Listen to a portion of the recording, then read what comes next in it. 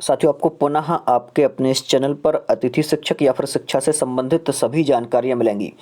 आपने यदि चैनल को अभी तक सब्सक्राइब नहीं किया है तो सब्सक्राइब कर लें, जिससे कि जो भी आगे और जानकारियाँ आएँ अतिथि शिक्षक हो या फिर शिक्षा से संबंधित, वो सारी जानकारियाँ यहाँ पर आपको मिल सकें। देखिए, ये अतिथि शिक्षकों से संबंधित एक आदेश है, अतिथि शिक्षक व्यवस्था से संबंधित। अभी 9/12/2020 का आदेश है ये, और आज ही अपलोड हुआ है। यहाँ पर दिया गया है, हाई स्कूल सेकेंडरी विद्यालयों में रिक्त पदों के विरुद्ध अतिथि शिक्षकों की व्यवस्था। तो अतिथि शिक्षक लगाए जाने हैं, तो कैसे लगाए जाने हैं, एक एक नियम दिया हुआ है, आपको बता देता हूँ। उपरोक्त संदर्भित पत्र के द्वारा सत्र 2020 और 21 के लिए अतिथि शिक्षक आमंत्रित करने के निर्देश दिए गए हैं। वर्तमान में कोविड-19 के संक्रमण की स्थिति में विद्यार्थियों की 100% उपस्थिति न होने तथा प्रत्येक विद्यालय में एक शिक्षक की उपलब्धता सुनिश्चित करने की दृष्टि से प्रत्येक विषय के स्वीकृत पद के विरुद्ध अधिकतम एक अतिथि शिक्षक आमंत्रित करने हेतु पद निर्देशित किए गए हैं। तो देखिए, केवल ये व्यवस्था कोविड-19 की है, जो कि अभी पद निर्देशित किए गए हैं या फिर पद दिए गए हैं।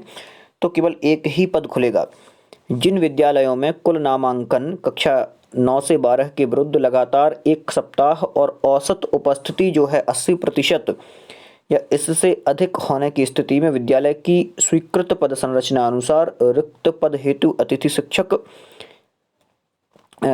शिक्षकों की मांग संकलन रूप में विमर्श पोर्टल पर अपलोड करने के पश्चात या फिर उपरांत अतिथि शिक्षक की अनुमति प्रदान की जाएगी। ठीक है। राज्य स्तर से अनुमति प्राप्त होने पर विमर्श पोर्टल पर प्रदर्शित अतिरिक्त रिक्ति के विरुद्ध ही अतिथि शिक्षक रखा जाएगा, अन्यथा संबंधित के विरुद्ध अनुशासनात्मक कार्यवाही की जाएगी। बिल्कुल ठीक है, ये भी बढ़िया है। थर्ड पॉइंट देख लेते हैं। आमंत्रित किए गए अतिथि शिक्षकों की ऑनलाइन ज्वाइनिंग की व्यवस्था GFMS पोर्टल पर उपलब्ध कराई जा रही है। ज्वाइनिंग हेतु अतिथि शिक्षकों के पास जीवित स्कोर कार्ड, बिल्कुल ठीक है, एवं विमर्श पोर्टल पर रिक्ति होना चाहिए। मतलब कि उसके पास, अतिथि शिक्षक के पास, एक तो स्कोर कार्ड हो, जो कि जीवित स्कोर कार्ड ये कहें कि पिछला वाला, और इसके बाद में विमर्श पोर्टल पर वो जगह भी शो कर रही हो।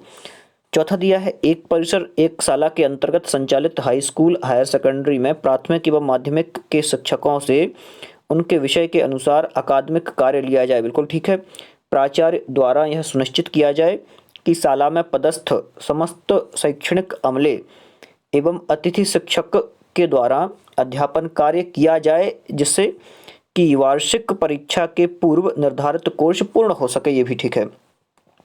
रिक्त पदों की स्थिति नवंबर 2019 में विमर्श पोर्टल पर प्राचार्यों द्वारा दर्ज जानकारी के आधार पर प्रदर्शित की गई है। हाँ, ये भी ठीक है।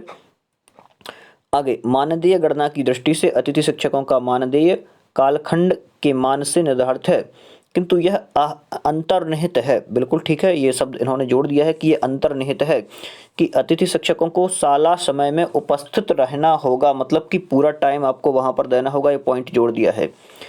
तथा विषय के अध्यापन के अतिरिक्त एक अकादमिक कार्य तथा मूल्यांकन प्रायोगिक कार्य परीक्षा ड्यूटी भी करनी होगी। बिल्कुल ठीक है। इसके अलावा आपको और सारे कार्य जो विद्यालय में अन्य शिक्षक करते हैं वो भी आपको करने होंगे। ऐसी शालाएं जहां विषयमान से अतिथि शिक्षक उपलब्ध ना हो, वहां संकुल विकासखंड की माध्यमिक शाला के शिक्षकों की संबद्धता से अध्यापन कार्य कराया जाए। बिल्कुल, ये भी ठीक है। उक्त निर्देशों के अनुसार कार्यवाही करते हुए जिला शिक्षा अधिकारी द्वारा यह सुनिश्चित किया जाए कि प्रत्येक विद्यालय में विषयमान से निर्धारित अतिथि शिक्षक माध्यमिक शाला के शिक्षक दिनांक 31 दिसंबर तक उपलब्ध हो जाएं। तदुपरांत प्रमाण पत्र प्रस्तुत करें कि विद्यालय में विषयमान से शिक्षक उपलब्ध करा दिए गए हैं। तो ये एक बहुत बड़ा आदेश है और अतिथि शिक्षकों की नियुक्ति से संबंधित, और इसमें सभी के लिए निर्देशित किया गया है, चाहे वो संकुल प्राचार्य हों, चाहे अन्य अध्यापक हों जो प्राथमिक और माध्यमिक विद्यालयों में भी अध्यापन कार्य करा रहे हैं। तो उनके यहाँ बच्चे नहीं हैं तो उनको फिर एक शाला और एक परिसर के हिसाब से आगे जो 9th से 12th तक की क्लासेस हैं उनमें पढ़ाना पड़ेगा। तो आप लोगों से निवेदन है कि आप चैनल को सब्सक्राइब जरूर कर लें, जिससे इस प्रकार के कोई भी आदेश आते हैं वो आपके पास डायरेक्ट पहुंच जाए। बहुत बहुत धन्यवाद आप सभी का।